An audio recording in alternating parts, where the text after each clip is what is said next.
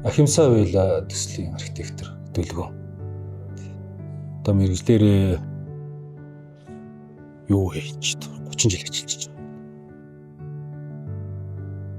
Сүүлийн үед Монголд хийгдэж байгаа Орос улсны төслүүд дээр ингээд архитектурын планингийн хувьд тэгээд түүнд явагдах гэж байгаа мөрөө нэг үйл ажиллагаа явагдсан шүү дээ тухайн орон зай дотор чинь орон сууц цаа гэдэг нэг юм ерөнхий нэр байгаа боловч тэр дотор ингээд нэг юм тухайн орон зай дотор ингээд нэг гэр бүл юм уу эсвэл нэг хэсэг бүлэг хүмүүс юм амьдрах гэдэг шүү дээ. Тэг хүн ингээ амьдарч байгаа бол тухайн хүний амьдарч байгаа амьдралын хэв маяг нийтлэг хэв маяг гэж юм байна. Ерөнхийдөө монголчуудын амьдралын нийтлэг хэв маяг. Эсвэл тухайн айлын өөрийнх нь ингээд нэг юм тухайлсан амьдралын хэв маяг гэж юм тий. Тэрнээсээ шалтгаалаад өөр гарах хэвээр. Монголчуудын амьдралын хэв маяг гэдэг юм чи өөрөө бас нэг тустай юм байгаа. Дэлхийн өөр бусад олон үндэстнүүдээс өөр амьдралын хэв маягтай. Оросуудынх өөр, хятадуудынх өөр, германууд өөр, италиуд өөр, америкууд өөр, японууд өөр, солонгосууд өөр.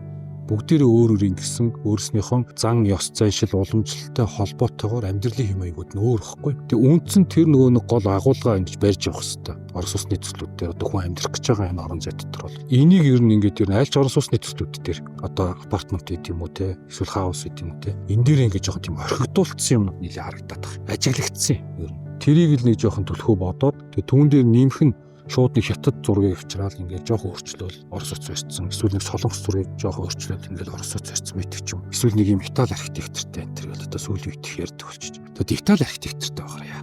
Итали биднээсээс юугаараа илүү юм тийм. Яг Монгол хүний амьдралаар амьдарч үзсэн юм уу тэр хүн? Энэ өөрөө ингээд юм аюу тум асуулт тохгүй. Яахаараа бид нар заавалч өдөр Итали архитектор хийсэн орон зайд амьдрах хэрэгтэй. Итали амьдралын юм аягаар амьдрах гэдэг юм тийм. Ийм юмны эсрэгцүүлж юм яа гэж л бодсон юм. Мэдээж нөгөө нэг энэ их нарийн дизайны өнгө будаг деталь металл юм хүмүүс дээр бол саяны одоо жоохон уртад үйлцээ италчуудаас асуух юм бол их байдаг.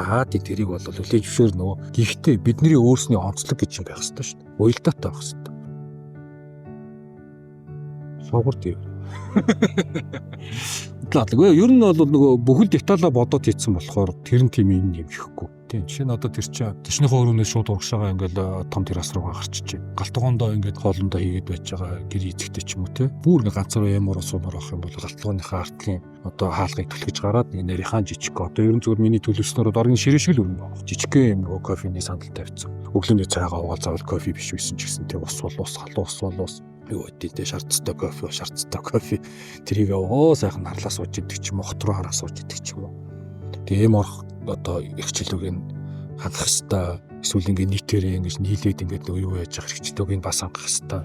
Тэгээ парти дах хэрэгчлүүг нь хангах хэвээр. Өглөө сайхан босоод онцлогын өрөөний балконыг нэгээ шууд юуны мастер бедийнхаа хичээлийн террасан дээр гараад нэг сайхан сууж яхад тэр чинь тий. Бас гоё штэ.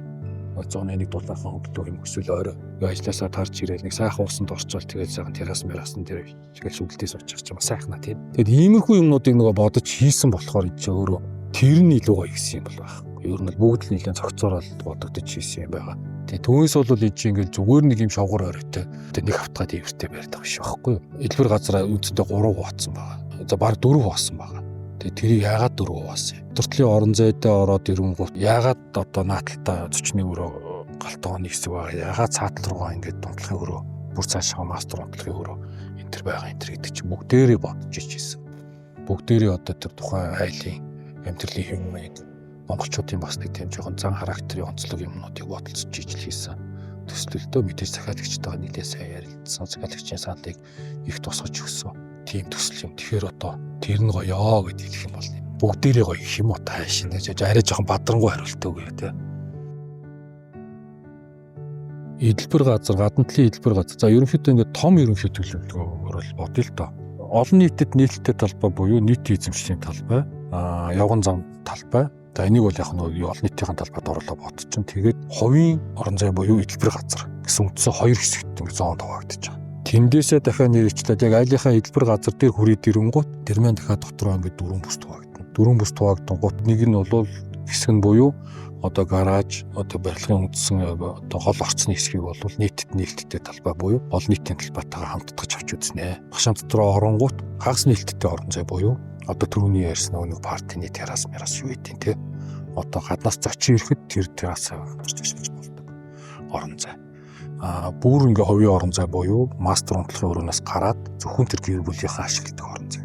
Нөгөө нэг жижиг хэсэг нь бол яг тухайн хувь хүнд зориулсан жижиг орон зай гэсэн нэг ийм дөрвөн ийм зоонд юу хоёр хөдөлгөөгөө бодож хуваасан. Дахиад эн чинь барилга дотроо энэ орон зайнууд бас давтагдана. Нээлттэй орон зай, хагас нээлттэй орон зай, тэгээ хаалттай орон зай. Эднийг ингээд яг юунда төлөлтөндө тусгаж явсан. Тэгэхээр эдгээр чи өөрснөө яг ингээд нарийн цахиа цаашаа бодонгууд тусдаа бие даасан үйл ажиллагаа буюу функцүүд гэхгүй юу. Тухайн хувь хүний өөрийн гэсэн орон зай байгаа шүү дээ. Яг ганцаараа төвлөрт суугаад ном уншдаг ч юм уу, эсвэл зураг зурдаг ч юм уу, эсвэл дуу бичдэг ч юм уу. Нэг юм өөрийн тухайн хувь хүний орон зай гэж юм шүү дээ. Энэ өөрөө нэг функц байхгүй юу. Энэ бусдаас ямар ч нөгөө хамааралгүй буюу гаднаас нөлөө байхгүйгээр тэр орон зайтай байх ёстой. Гэхдээ ийм байлаа гэж тэр чинь тас харанхгүй ингээд нэг юм хангаа ичж болохгүй. Тэр маань дахиад гадагшаага гадаад орчинтойгоо бас арчиж явах ёстой шүү дээ тийм ээ. Түрүүний ярьсан нөгөө нэг юм хагас юм хувийн орон зай гэдэг дээр болоод ирэнгууд галтгооны хэсэг болно. Дайнинг хооллох хэсэг тэгээд нөгөө зочны өрөө төрөж болоод тэр чинь нөгөө гэр бүлийнхэн зүгэлчих гэж нийгмийн харилцаанд орж идэг. Хүн хоорондынхоо ингэж юм хилэмээр харилцаанд орж идэг тийм. Тэгэхээр эдгээр чинь өөрөө бүгдээрээ тус тустай орон зай буюу тус тустай үйл ажиллагаанууд учраас хоорондоо холдож болохгүй. Тэгээ бид нэр буюу архитекторууд нөгөө энийг бодож хийж явахгүй болвол яагаад сүүлийн үед Монгол улсад ингээд тийм амиа хорлолт буюу нийгмийн стресс, депресс их байна. Яагаад монголчууд зам дээр явахдаа ийм амар ууртай болцсон. Яагаад монголчууд хоорондоо харилцахдаа ингээд тийм нэг нэгэнд ийм амар муухай өршөөлгүй хатуугаар ханддаг болцооцсон. Яг ясам дээр энийг нарийн бодоод үзсэн бол яг архитекторуудын буруу бас нэлээд байгаа байхгүй. Тэрийг бодохгүйгээр захиалагчийн метр квадратыг тоолоод ийм байх хэрэгтэй гэсэн энийг хийгээд өгчээ. Нөгөө манай төс хэрэгжүүлэгч нар болохоор зөвхөн метр квадратыг би өнөөдөр 1 метр квадратыг 100 төгрөгөөр бариад 300 төгрөгөөр барих нь зарах нь надад илүү ашигтай гэж үзээд тэнд амьдрах гэж байгаа хүн болгон тэндээс ингэж юм нөлөө авах гэж байгаа нийгмийн тухай ерөөсө бодохгүйгээр зөвхөн бүх юмыг мөнгөөр хараад байгаас болоод дараагийн асуудлууд үүсээд байгаа. Тэгэхээр энийг бид нар аягүй сайн бодож явах хэрэгтэй. Тэг тийм юм л бодож хийсэн төсөл юм.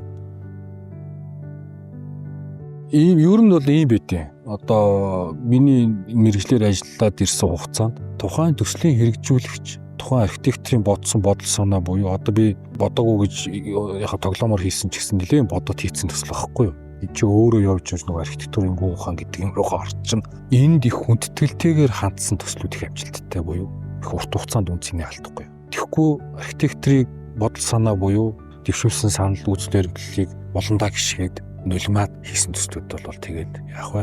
Эхэндээ нэг жоох ингэж явцаа тэгээд тэр чинь угаасаа нөгөө амин сүнс гэж юм байхгүй болчихж байгаа байхгүй алаа ичиж байгаа байхгүй шууд тэр. Тэгэхээр тийм амигүй юм чи өөрөө угаасаа тэгээд илжрэл модал байхгүй болоо за гэдэг юм мардаг. Яг одоо ингээд жишээ нь яхад тэр Хайландын тухай яриарэ гэдэл яхаа би яриад өг л даа.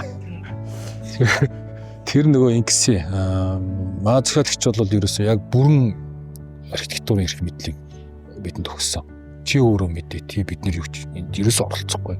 Тийм учраас одоо Хайланд парк ашиглалтанд ороод идэгвэ 8 жил болж байна. Одоо очиход өнөө мөн сайхан хараад байна. Зүгээр очиход л яг тэндээс мэдрэмж авдаг. Одоогоор би ч гэсэн авдаг. Өөр бус хүмүүс ч гэсэн тэгж байгаа болов гэж бодож байна. Өөр яагаад гэвэл тэр ерөөсөө миний бодсон юмд халдаг байхгүй. Асаалаад муу ялгаахгүй. Одоо тэр нэг юм хэдэн ширхэг гэр байгаа.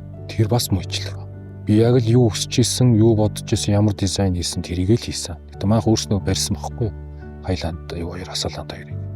Тийм учраас одоогоор л ер нь чинь 8 жил болж байгаа төсөл өнөдөр бас нэг ингэ байж гин гэдэг чинь үнцнийг алдахгүй байж гин гэдэг чинь бас. Тэрэнд л юу байгаа. Тэгэхээр нөгөө ахимсаад дээр бол манай захиалагч нар тэрийг л их гол болгож баримтал явж байгаа. Би бол өнөөгөө яг тэгж л ажиллаж байгаа гэж хараад. Тийм болохоор байж чадна.